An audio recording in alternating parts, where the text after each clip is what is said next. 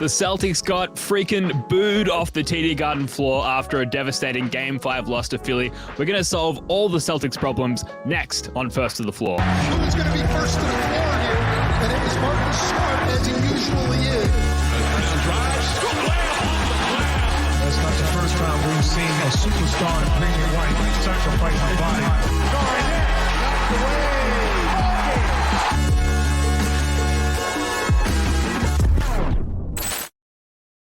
Welcome in to another episode of First to the Floor. Ben Vallis here. Thank you for joining us. Hope you're doing well. We've got Jake Eisenberg and Jackson Bauer here. Jackson, how you doing, sir? Welcome back to the show.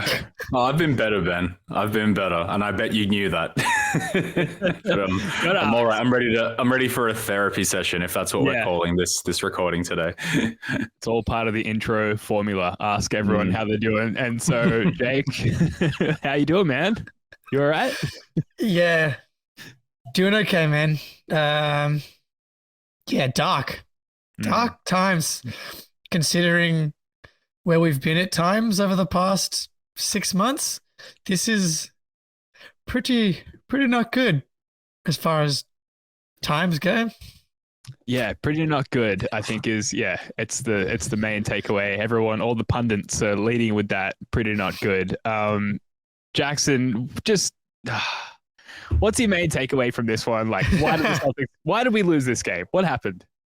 All right. So I think we can get into the minutia, and we will, because we're a Celtics podcast, and it's what we do. It's what we love to do. I think I'm going to start with the feeling I had at the end of the game and probably work backwards. I think losses like this, they seem to either correctly or incorrectly confirm all of the skepticism and all of the worries that you had about this team, probably going back to maybe December. That's when it started to go a little bit sour. So your doubts about Joe Mazzulla are forefront. Your doubts about the mentality of Tatum and Brown as a duo and how much mental resilience they have, they are called into question. The legitimacy of the supporting cast, etc. You could go on and on and on. I think the reason we lost this game is, and this is a really stupid analysis, I just think the shots weren't falling. I really do. I mean, you can go on about defense all you want, and obviously the lack of a plan B when the shot doesn't fall. Now, there's a topic that we've unpicked before, and I think we're going to unpick again. But it's just like if the first few shots don't go in, and we get separated by 9 points or so, seldom do we bring it back. So I think in all, it was a bad day at the office, but this is probably the one time, and maybe obviously Thursday, Friday Australian time will be the one time that you can't get it wrong until we can't get it wrong in 2 more days or 3 more days after that. But we had a bad day at the office, and I think just the playoff setting, and I think everything that we've been through the past 3 or 4 months has now just all come to fruition to make it feel much, much worse than it actually is. Did I answer your question there sufficiently? I just put it down to a bad shooting day, to be perfectly honest. Yeah. That's all I've got. I fully agree. Much, much worse than it actually is. It's pretty fucking bad, Jackson. It's pretty bad. Pretty bad. We're on the brink of being eliminated in the second round for the first time since, Kyrie and the Bucks? Yeah. That's bad. And that season felt very similar to how this season feels, and that it's a good team, it's talented, it's all there, but no, it's just not quite. This team's much better. We won 10 more games than that team. But look, this was a disaster across the board. Shots weren't falling. I mean, Jackson, you mentioned the defense, and maybe that was it was a disaster. I didn't mention the defense because there was none to mention. Yeah, exactly. What's the point of mentioning something that doesn't exist? Defense. It was so bad from the jump.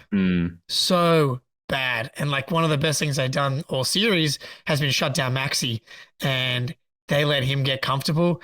And if he's comfortable, then you're in trouble. And he had 30 points today. 19 in the second half. The Embiid-Harden pick and roll was the easiest it's looked all series.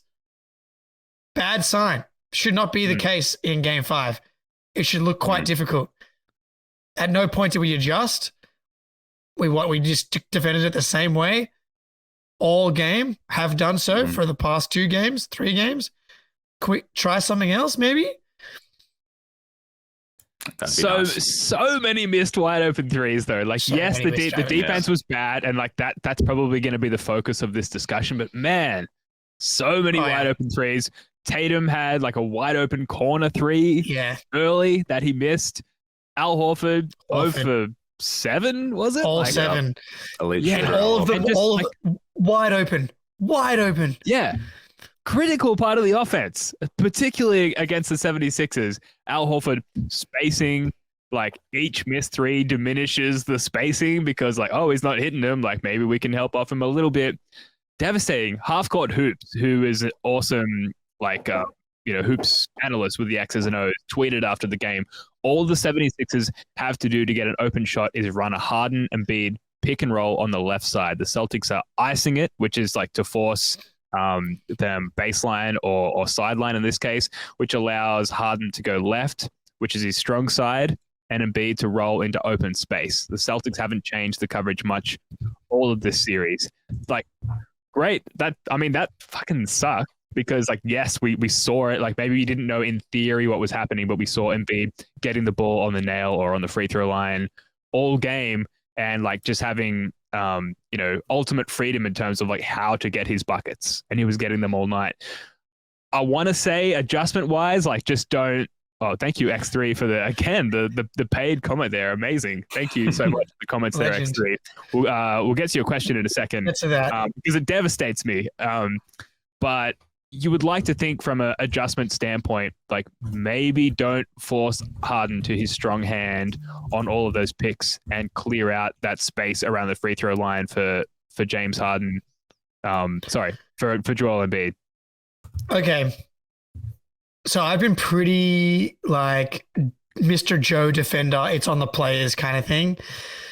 But oh man, do I miss Brad Stevens right about now? Yeah, this was schematic. Yep.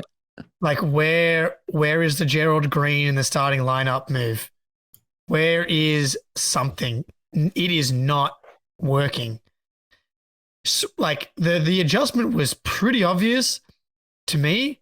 It was put Grant or Rob in with Al and switch everything and then double. Turn them into ISO guys. You have to at least try Rob on the switch. Having Rob play and drop was so frustrating. Jaylen Brown getting frustrated on court. Jaylen Brown lost his man like 12 times today. Yeah, he was fucking awful. Let's be honest. Was awful. And if I have, like, sorry, but you go. I can't talk. If I have to fucking hear about Jaylen Brown not getting a shot or being iced out again, I'm going to lose my mind. Like, yes. he go get the ball and shoot. Like, there was so many touches, so many times where he had the ball. He was 9 for 16, 3 for 6 from 3, 24 points, 6 rebounds, 2 assists. You look at the box score and think he had a good game. He was a black hole all game. Every time the ball swung to him, he just stopped, attacked, and then he threw a hand grenade to someone, and the possession was dead. It was ridiculous. What about hit a fucking free throw, man? Like, geez, he got to the line and nice. Yeah, he bricked like multiple consecutive free throws on top of, just completely falling asleep on his defensive coverages.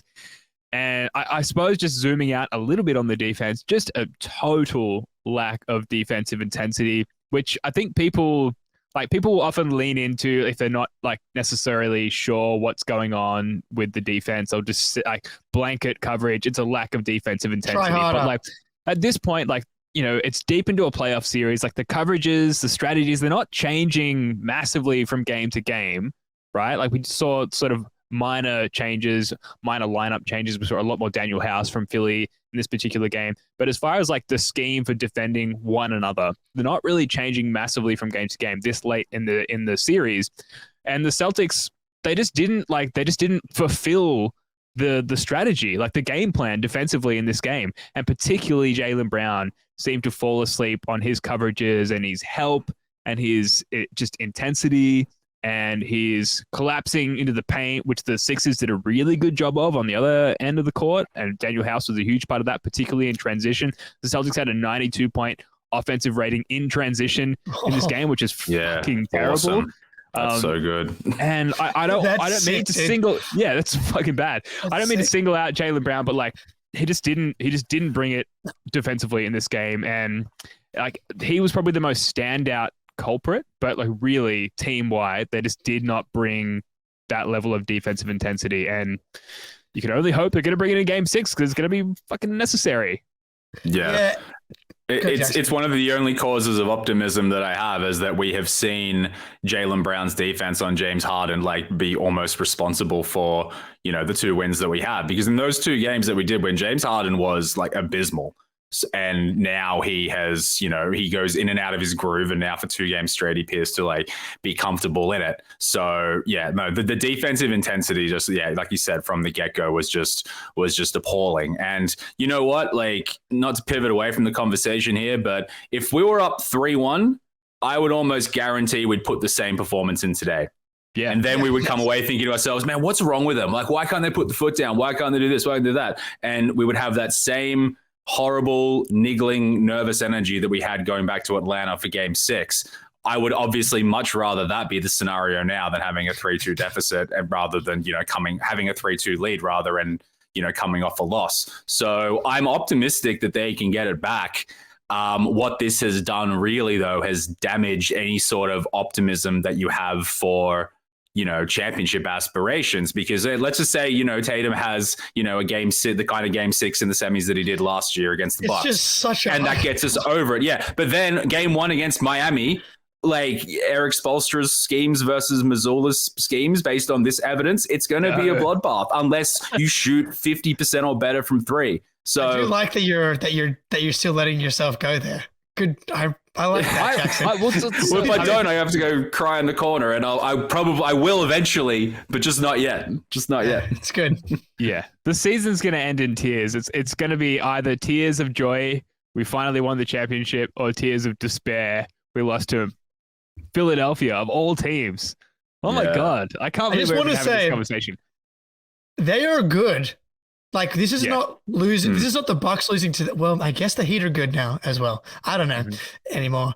But like, this is not an 8 seed beating the 1 seed in the first round. Like, Philly was the 3rd best team in the league all season long. They have the MVP, who cannot believe we had to go through 10 days of fucking Joel Embiid knee watch. He looks the same as he always does. Yeah. Someone's up there. What the hell is going on? Yeah. How is he getting better? How is he getting better? Doesn't make any sense. No brace. He's braceless. He's braceless. As Kieran Ross has said in the chat, no brace, no something, no problems, no knee brace, no problems. It should not be the case. Should not be the case. It should be getting worse. It should be getting worse. Degradation over time. My whole thing was, as this series goes along, we're going to get better and stronger, and the opposite appears to be happening. Mm-hmm. Yeah. What the hell, dude? We do have to address a paid question. If you pay the money, we got to answer the question. It's no question, yeah. I don't like the question, but I love the support. Thank you for supporting an up and coming pod that is 6 years old now. X3 is the user asks, is it time to split up the Jays? Can I go? Yeah, Ben, please. It's time to max Jaylen Brown. He's going to be announced All-NBA today, if you're listening to it.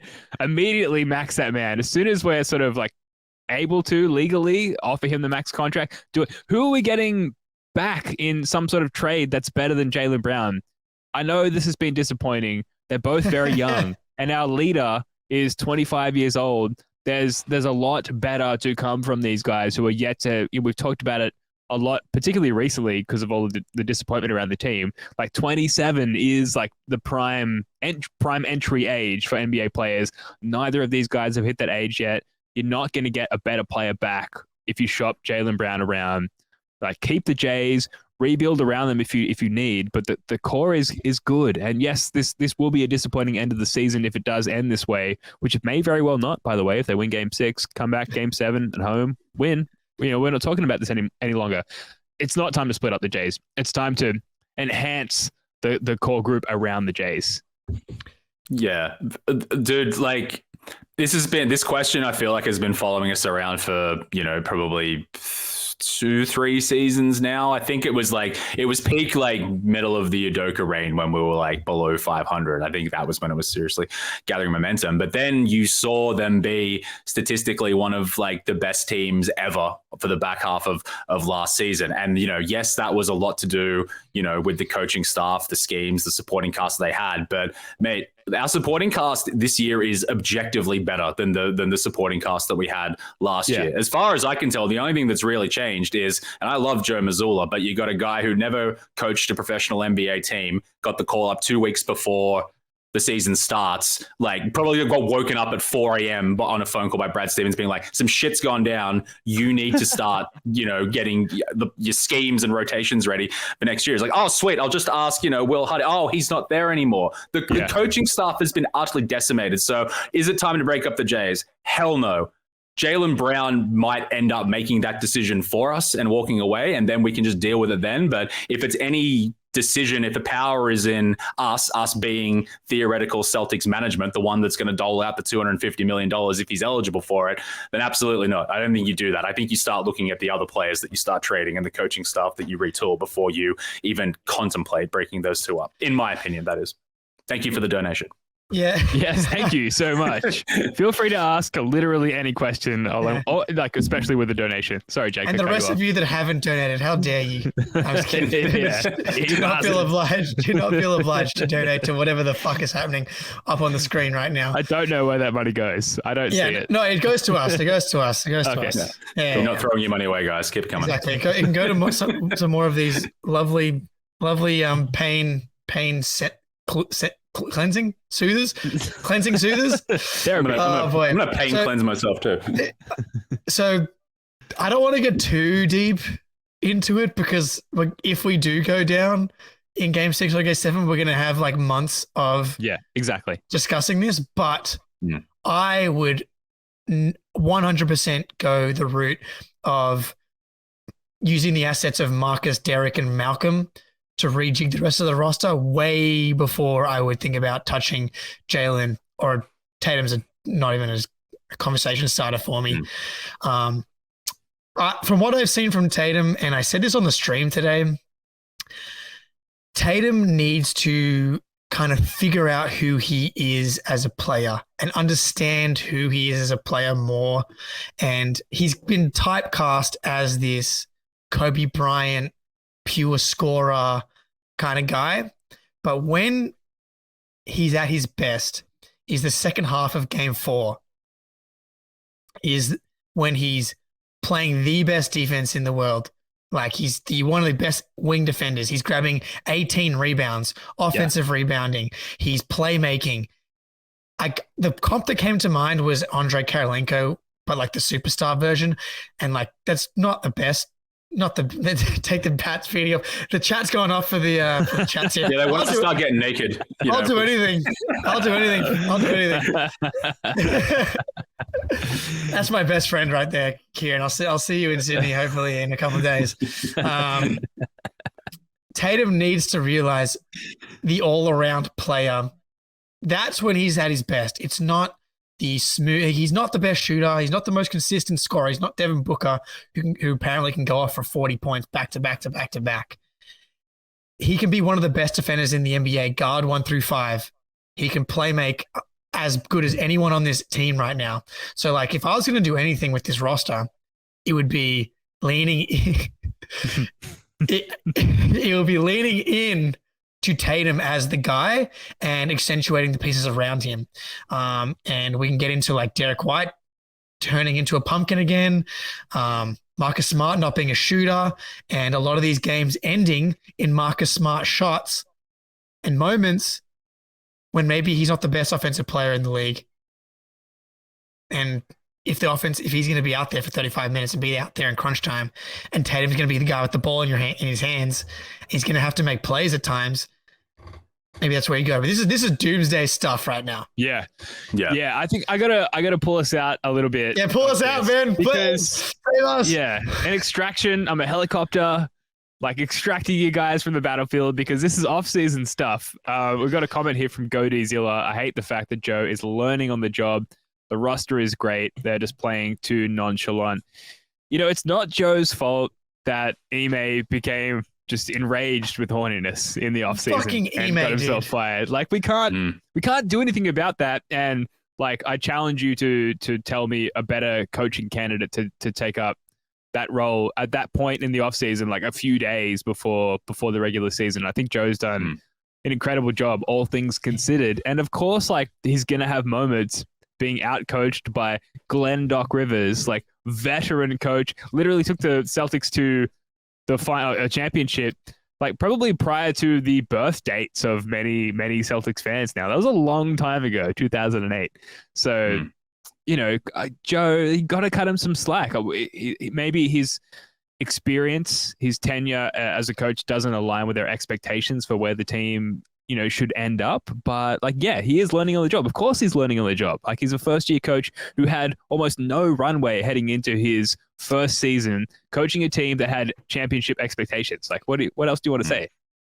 Yeah, and it's both things can be true, that he is not cut out for the job that we have, and that this is not really his fault. He has to take responsibility, obviously, but if you can't do what you don't know. And I'm going to butcher this point that I'm trying to make here, but essentially, if you're the number 4 assistant, number 3 assistant to Udoka last year, then obviously, you know the guys, you know the schemes, you know what you're going to try and do. But we're not playing the way that we played last year. We were defense first, no bullshit, get into everyone's face.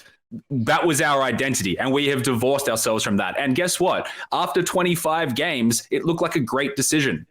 We were by far and away the best team, record-wise. We were shooting the 3 ball at like an historic pace, which made me screw my face up a little bit because, you're a quarter of the way through the season, you're talking about NBA history. It's like, yeah, cool. But it's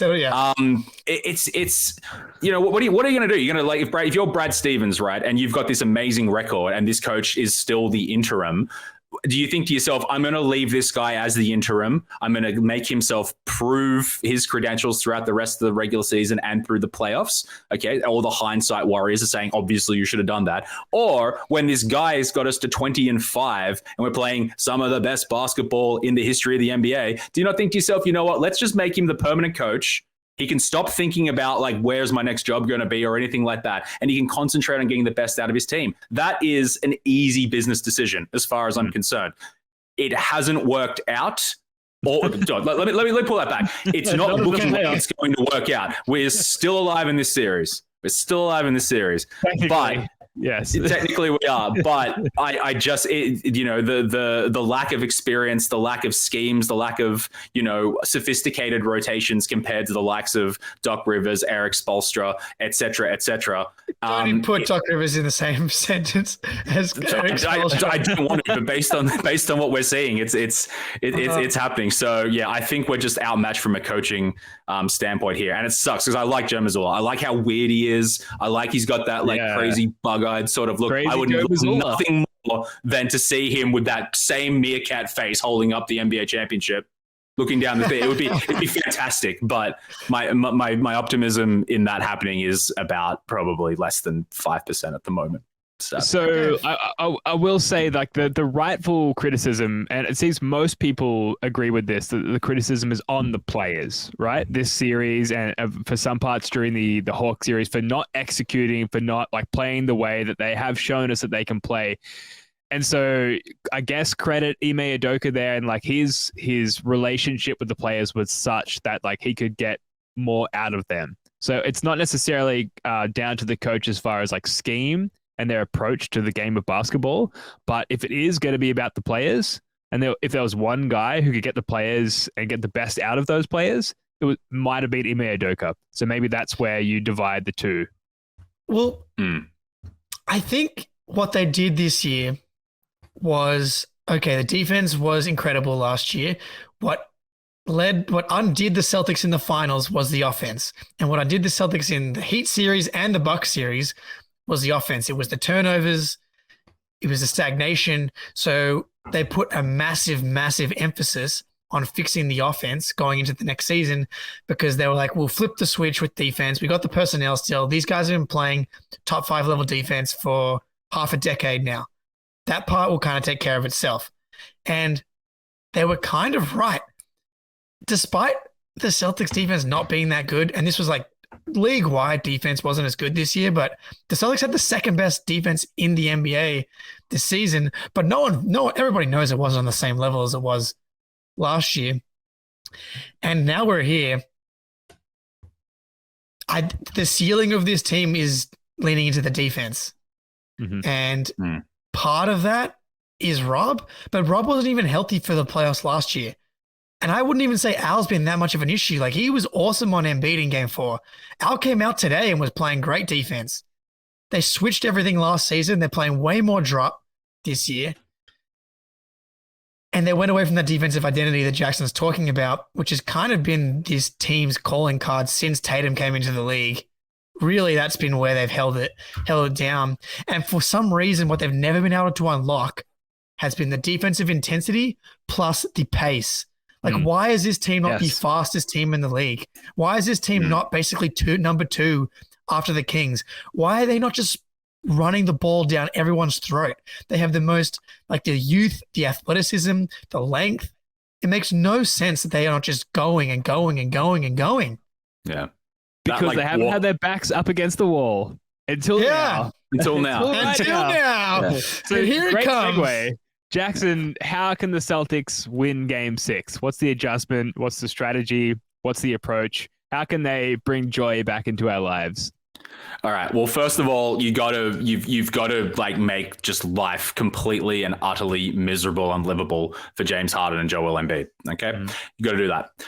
If Tyrese Maxey is going to score 40 and is going to like hit backbreaker 3 after backbreaker 3 and PJ Tucker's going to get his shots and things like that, unfortunately, that's just the kind of thing you have to live with. Because I guarantee you most other coaches, when they're playing the Celtics, it's nullify Tatum, nullify Brown, we'll live with whoever else can get it done on us. So there has to be a real emphasis and a real dogged single-mindedness. We are not going to let we're not going to let James Harden or Joel Embiid get anything easy. And I don't know if that means, doubling him. I don't know if that means picking the ball up higher.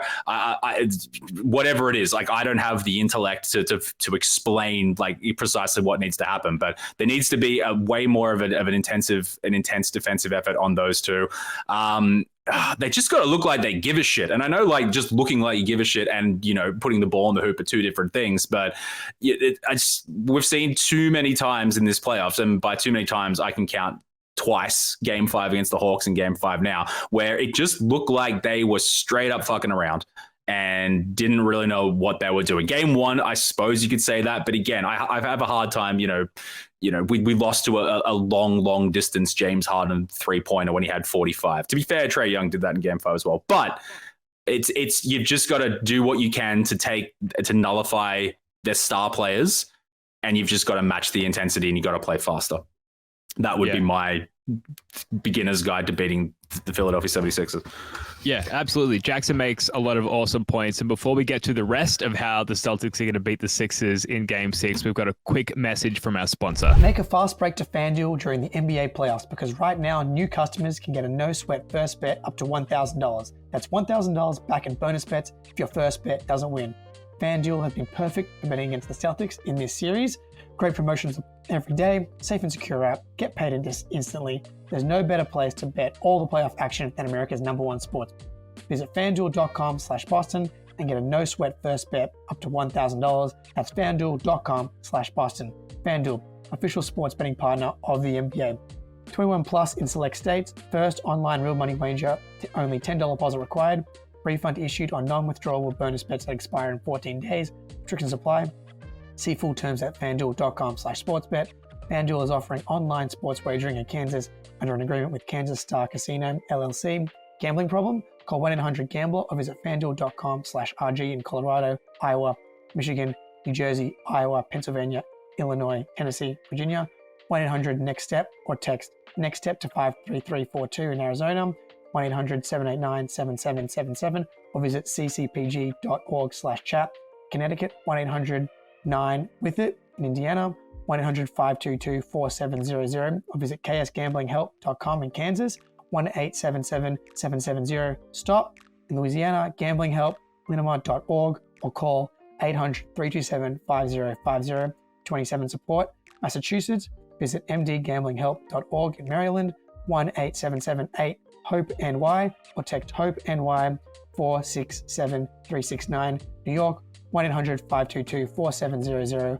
Wyoming, or visit 1-800-GAMBLER.net in West Virginia. Now, if you think Jake is It's awesome so at hard. reading our ad copy, which he is, because it's quite a lot. As much as we love FanDuel, we love getting a punt on before every game. Jake is even better at telling us why the Celtics are going to win Game 6 in Philly. Jake, what do you got? We have to switch everything. We have to. Okay, that's the one thing we have to do. The second thing, I think it might be time. I don't know if Joe's going to go here or even consider a big change like this. But I would put Brogdon in the starting lineup and play him like 35 to 40 minutes. Wow. Because I know he hasn't been perfect. And I know we talked about this defensive identity that we don't really have. It's too late. It's too late to change this year.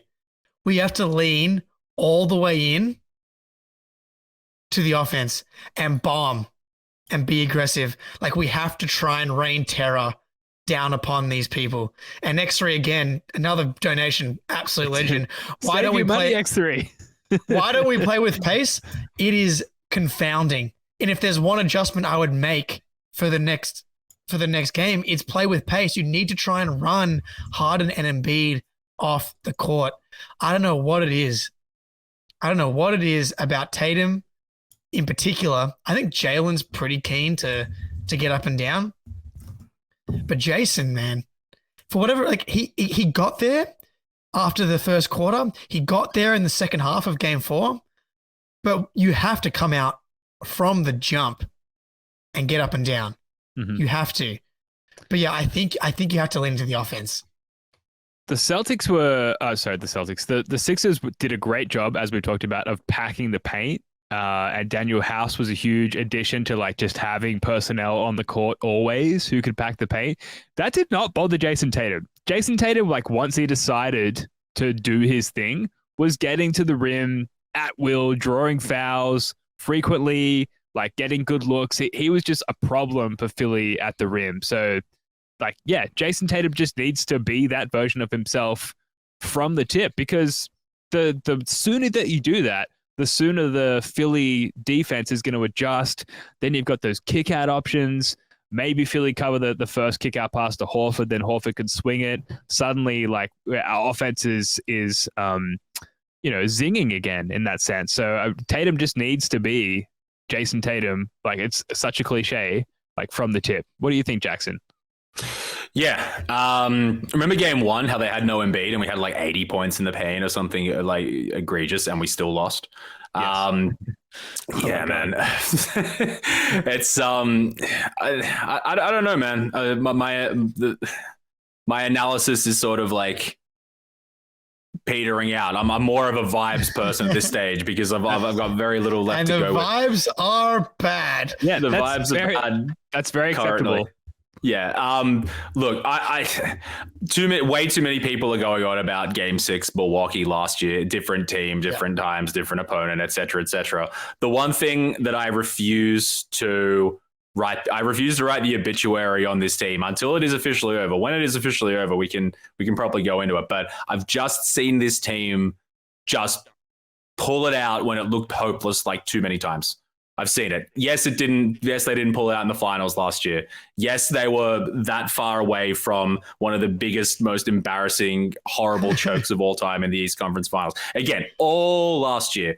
All I know is that this team, when they play, and we saw it as recently as 5 days ago, Game 3. Like, we're more than capable of handling this team if we execute on the offensive ends.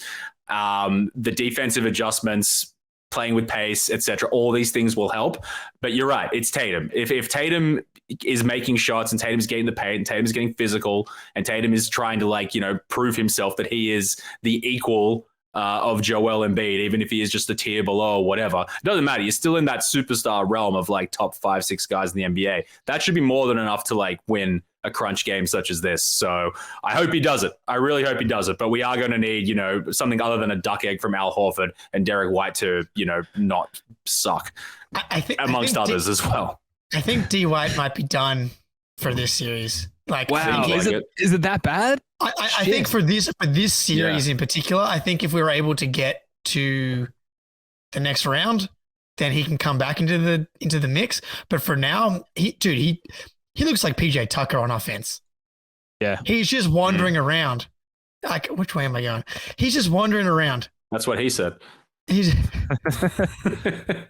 way am I going? What is he doing, dude? This was the mistress. This was the guy. What's the status of that relationship? Man, I've canceled all. I'm like giving up my Marriott membership. Like, it's you're back to monogamous, full commitment to the. I'm on the day he's crowned all defensive second team.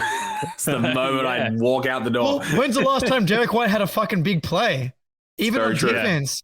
Like the offense can come and go, but where's the defensive playmaking? That's what's so amazing about Derrick White, taking charges, making blocks, deflections, getting out and running off of that stuff. It's been nothing. And that's what makes Derrick White special. So, like, a huge part of how the team can succeed in the next two games is, like, first of all, those I hesitate to call them role players, but, like, at least in the playoffs, they kind of are. Derrick White, who was the third best player on the team all regular season, now a role player in the playoffs. We need some version of Derrick White. We need good Malcolm Brogdon, who did all right when defending James Harden in this game, in Game 5. He had some decent moments. Yeah, but compared to the rest of the series prior, he actually did it right on James Harden in this particular game. But we certainly need Derrick White to be aggressive. Like, his getting to the paint that he has exhibited all season with these, like, crazy hop steps, like, his finishing moves have been incredible. We've seen none of that. On top of that, I mentioned it earlier, the James Harden, Joel Embiid pick and roll, where we're forcing Harden to the left side, which equates to Embiid open in the middle, right at the free throw line. Like, just force James Harden right. Force him to his weak hand, which also messes up their spacing because you're funneling him right to where Embiid's trying to get the ball. Like, make that adjustment, if nothing else. And I think they will. If we're all talking about that right now, that absolutely must be a point of emphasis in the locker room discussion. Anything else that you guys could think of that needs to be changed? I think maybe helping off Tucker. They need to just do that more ruthlessly. Like, at least early, help off Tucker. If he starts making his shots, sure, adjust again. But particularly with Rob out there and potentially going double big with Horford and Rob, help off Tucker until he becomes a problem and then adjust accordingly. But Rob has kind of been nothing in this series as well, because we haven't, he hasn't been able to be that roamer, that blocker that we've seen him have success with in the double big lineups in the past. Try and make that happen. If Tucker forces you out of that, fine. But I think you should at least try that early in the game. What do you guys think? I think, look, maybe you try and recapture the magic. Maybe you instead of benching Derrick for Malcolm, you bench Derrick for Rob. And you try and see if you can find it. Because they're going to have Tucker. Because what's been the issue with Rob has been they've been playing. If Rob's out there, they're not playing Tucker. And so they're not giving Rob a place to hide. They're like playing Niang or whatever. And so if you start the game with Rob, then there will be someone to hide on with PJ. And you can either put Al on PJ or Rob on PJ. You switch the pick and roll. I'm going to be very concerned if the starting lineup looks – I'm going to be very concerned, obviously, anyway. Very concerned. Danny Man is killing it in the chat right now. Just riffing, making his own song out here. Is that a Britney Spears? Am I reading that wrong? That sounds like Britney Spears to me. I might be aging myself there. Hit me Boston two more times. Yeah. Bam. Yeah. Yeah. Look, don't rule it out. Look, as I don't know, are we going to get to rituals soon? But yeah, like, empty the clip. Try and rain terror upon these guys. 53 threes. Just, if that's where you're going to go down with the ship, baby, go down with the ship. The Titanic guy playing the violin. Gentlemen, it's been a pleasure playing with you. That's the ship sings. All right. I think I just looking at my notes here. Another Jaylen on Harden masterclass is necessary, like staying out of foul trouble early, keeping those hands high and back, and just like what we saw in game 2, and then high pickup points, which just feeds into the defensive intensity. Like you need to suffocate these guys as soon as the ball is in play, right? Like whether it's off makes or misses, we need these full court pickups. We need to use our length, our athleticism, our relative youth. We need to use that to suffocate the Sixers for the remaining 2 games, because there will be 2 games of this series. Full throttle Tatum, we talked about. I think that's everything. I think I've gone through all my notes of how we could adjust in game 6. Really, it just comes down to like, we know the formula, just like execute it better, play harder. Orange Anything ball, else before go we move in on? for us, please. Yeah. A couple of post-game quotes here. So this is from Taylor Snow. Marcus Smart's mentality down 3-2. Quote, if you're not willing to get dirty, if you're not willing to bleed, if you're not willing to break something, willing to tear something going hard, then you shouldn't be on the court, because that's what the playoffs are about, end quote. And then Brian Robb, Jason Tatum lays out his game 6 prep timeline. Quote, we have a flight tomorrow. We're going to watch film when we get there, get some rest, shoot around Thursday, talk to you guys again, say the same shit again, and then get ready for the game on Thursday. Are you guys gleaning anything from those quotes? Is there anything from those 2 quotes that make you feel better or worse about where we're headed? Nah, for me, the more boring, the more nonchalant, the more uncontroversial, the better, because that's just how they talk for most of the year, right? So you could see that and you could read it one way. It's like, he's just going through the motions. He doesn't care. He wants to get a cake. There's all that crap. But if you start coming out, you start being emotional, you start saying, damn it, I want to win and I want to win hard and everything like that. And some people will just lap that right up. But for me, that's just like, shit, this is getting to me. I need to say something to inspire myself, or I need to say something to take the pressure off of me. These guys have been here, as I said earlier, I've been here many, many times. They've done it before. I think the less variance in their comments and the more even-keeled their demeanor, the better, at least for me. If it goes wrong on Friday, Thursday, then that's fine. We can pick that apart further. But for me, you got to keep it as boring as possible and keep it going, because that's how it's been all year. Now, Jake, I'm going to get your comments on Derrick White's all defense team make, because you have been, Derrick White's been the mistress all year for you. And then we can wrap up on our post game and pre game, like anti-jinx routines. But just, I know it's tough right now because Derrick White has been like pretty gash in this series, but like, just talk to me about the vindication from your standpoint of Derrick White making an all defensive team. He was the one. He was the perfect role like player. Obi-Wan Kenobi. He was the chosen one. Yes. Do not doubt me. Oh man, he was perfect. He led second in the league in blocks for guards. He deserved it. Deserved first team over Alex Caruso probably, or Drew Holiday. Love to see it for Derrick. Absolutely well deserved, and just sucks the way that they release these awards, because very often they come with like people just being stomped out of the playoffs. Like it was supposed to be Embiid getting the MVP and being down 3-1 today. Alas. He was great. I think when we do the end of season recap, like Derrick White will feature a lot more from a more positive standpoint. But given what we haven't seen from him in this series, like where were you when we needed you, Derrick? Like that's tough. Let's end on this, guys. Jackson, I'll start with you. What's your post brutal loss routine? Like a game like today. I know you're probably working because it's like the middle of the day Aussie time. Say the game happens when you're at home on a weekend or whatever. Like what's your post brutal loss routine? How are you like dusting yourself off psychologically from a game like today?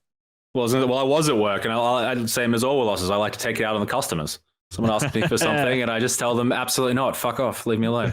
No. So first of all, I grab my Celtics little teddy bear and I cuddle it and I have a little cry for a few hours. No, man, like I don't really have much of a routine. A brutal loss. Like honestly, this was a brutal loss, sure, but I accepted it was a loss like halfway through the third quarter. Whereas game 3, when it goes down the way that it does, that crushes me. So like when I'm properly crushed, I just go 0 dark 30. I go no social media, no nothing. My YouTube feed is, I don't even look at it. You know what I mean? I listen to some music, I listen to some history podcasts, and after about 2 hours, and I start to calm down a little bit, I then go online and I then read all the hot takes. And if the hottest of hot takes about how crap the team is, if that annoys me and I feel like defending it, then I know that I'm back. When I read a hot take and it's like, this team sucks straight everyone, and I'm like, you know, maybe we should, then I know I'm still not good enough and I go dark again. So it's the reason I get so upset with losses is it deprives me of time browsing the internet, reading about how good my team is and how much other teams suck. And when that gets taken away from me, it's bad. Yeah, so that's my answer. It's so true. Yeah. All you want is all the notifications to come through of all the podcasts being like, Celtics big win, Tatum stamps his spot in the league, and instead what we get is Bill Simmons, Celtics hit rock bottom. And I went back to look at what Bill Simmons posted after Game 5 of the Milwaukee series, because I thought it was important to go back. And so today's was a Celtics rock bottom, Embiid's big statement. You go back literally like 12 months to the day, pretty much. Philly implodes, Apex Giannis versus Apex LeBron, and the worst Celtics losses ever. So look, we felt pretty bad around this time last year. Oh, way worse. I think it was maybe worse. Like, I'm with you, Jackson. Like the getting blown out part made it a lot easier. My routine is just like jump in the ocean, like usually. And there's a cat bingo first to the floor. The cat's good luck. It means we're winning it all. Yeah. Yes. And now that I've moved somewhere cold, that feels like it has a bigger impact, either like surf or jump in the ocean if there's no surf. And it has like a pretty big impact.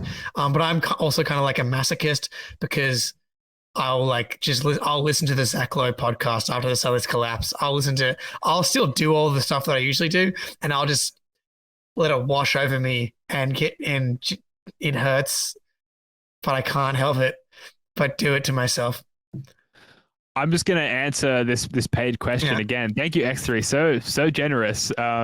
What do you guys think the reason is for Jason's first quarter slow starts? I think a huge part of that is the team's difficulty in getting the ball to Jason Tatum, which comes down to the defense of the opposition. That's been an issue all playoffs and for the better part of the regular season. You know, obviously, front page of the scouting report is like deny Jason Tatum. And beyond Marcus Smart, who has trouble in this realm as well, you know, we've got a lot of guys who struggle to get the ball to a guy who is being completely denied by the opposition. Thank you, John Zanis Pies, as well. I'll have to take your word. I have to take your word for it. I'm not sure I buy it. Yeah. I think it's a mentality thing as well. You just have to come. And and again, it's not just the scoring. He has so many ways to impact the game, and he can do it with force. He has to come out with force. Like, even to start the game, I thought he played well. He found guys on kickouts. They missed a lot of shots. Now, look, if you're listening to the audio pod and you're like, hey, we were on a certain subject matter and we keep deviating, like, come onto the YouTube, pay a little money like X3 is doing here. You can ask your questions. We'll completely deviate from our run sheet and answer your question immediately. So great. Jake will get naked. That's fine. Yeah, sure. Whatever it takes. Great reason to come onto our YouTube, First to the Floor, and subscribe. My post-brutal loss routine is just to go for a long walk. I like to listen to like comedy podcasts, just basically like completely take myself out of like, I'm a person who enjoys basketball, let alone the Celtics. So it's like go to the gym, work out, music, comedy, video games, as long as it's not NBA 2K. Yeah. FIFA is huge in these times. Just like remember who you were before you were completely obsessed and like broken down by the Celtics. I think is the routine there. CLNS don't with the big bucks, huge. Not even a question. No, I think that just means take off clothes, guys. I'm gonna say It's like I think that goes straight back to CLNS anyway, right? yeah. It's very clever. I'm gonna need another 20 before the pants come off. It is a bigger question. I don't know. It's unanswerable. It's like, how do we approach fandom in a way that's not so painful while also reaping the joy? And the answer is probably you can't. Like, you can't have the joy without the pain, the misery without the glory. So hop in the hot tub, Bubs. $50. We don't have the funding. Yeah, we'll do a postseason from a hot tub. $50. Yeah, if you keep donating, we'll eventually pod from a hot tub. In fact, I'll do everything in my life digitally from a hot tub if you donate enough money. 100%. All right, predictions. Game 6. Predictions. First of all, quickly before we get to actual predictions, quick round the room pre-game 6 anti-jinx routine. And if you want to roll this into your predictions, that's fine. Sure. But yes, OnlyFans. Thank you, CLNS Celtics. We will start. Is that Ahmed? It has to be. Is that Ahmed or is it Gelso up early? Anti-jinx routine, like between now and when the game starts, and feel free to roll this into your predictions. Like, is it a lucky pair of Celtics undies? Are you barring someone from your life who's like a Sixers fan? Like, what are you doing to ensure a Celtics win in Game 6? So if I was in America, I would go straight to FanDuel, and I would put probably like however much money I could conceivably like not give a shit about losing, and I would bet it against the Celtics. I am utterly convinced if I bet on the Celtics, they lose. Sorry, yeah. If I bet with the Celtics, they'll lose. If I bet against them, they'll win. Now, that might not be scientifically possible or a thing at all, but I have enough anecdotal evidence that I haven't kept records of to know that it is a good measure to take. So I will be betting probably an obscene amount of money on Friday, and if it wins, then I'll feel like I bought the win and I did my part. And if it loses, well, I can go out and buy extra fine booze to get blackout drunk that night. So I think it's going to work, and I think we're going to win Game 6.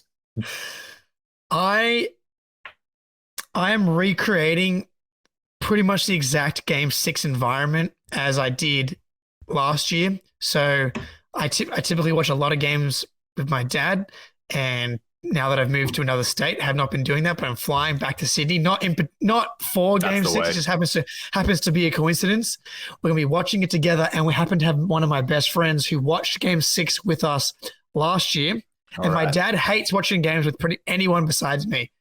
And he like, because they speak, basically they speak, and that's a no-go when my dad's watching games that outside of me. But Johnny apparently like made it through the dad like parameters for watching a game, and we won. Huge. Because I have another friend, Ben, who watched a Pats game with us, and dad was like, I'm never watching a game with him ever again. And I'm like, yeah, I thought that might happen. Not me, for the record. No, yeah. Old Ben. And predictions, Jake? Predictions for Game 6? I don't feel good, Ben. Can't lie. Don't feel good. I think it's got to be the Celts, right? They're back against the wall. Milwaukee last year, Game 6, Tatum. Like, this is, unfortunately, it takes these circumstances for them to be the Celts that we know and love post-November. So, the recipe's there. It's just go out and cook it up. What do you think, Jackson? Yeah, if we're going to lose in Game 7 on our home court, and it's going to be way, way worse than losing big. We'll talk about that against Game 6, which is why we're going to win Game 6, and we can cross that death bridge when we come to it. That's a good question. Would you rather lose Game 6, win Game 6, lose Game 7, or lose Game 6? No, lose games. I was thinking about this today. I would never want to be swept in the first round as opposed to losing in Game 6 of the finals. But there's definitely a line somewhere. It was a Game 7 of the finals. There's definitely a line somewhere, though, where the experience and the reps and the journey that you'll take is not going to be worth the crushing defeat that you get at the end of it. So in that situation, no, just lose Game 6 and get it over with. But I like the question because there's definitely a line where it's like, yeah, I could get the highs and the lows and ultimately be sad, or just be sad now and move on with my life. I think about it a lot, actually. I'm a masochist. Give me the pain. Get my hopes back up. It's a much better answer. One more time, and then crush us in front of our fans and boo us off the court one more time. Hurt me, baby. Hurt me, baby. Great sentiment to wrap up on. I promised you guys we'd go 30 minutes. We've gone twice that. Typical first of the floor fashion. That is going to do it for this one. If you've lasted this long, listener, firstly, good on you for sticking out after this brutal loss. But secondly, you're clearly enough of a fan to leave us a review, a 5-star rating on Apple Podcasts, a like on YouTube, share it with your mates. The algorithm is tough, so please support the show by engaging in whatever way you can. Share, subscribe, comment, review, like. It all helps. We'll be back after the next game. Whatever happens, win, loss, we will be there. Please win, Celtics. Please, God, for me, personally, emotionally, that would be great. Jackson, Jake, love your work, guys. Until next time, go Celtics.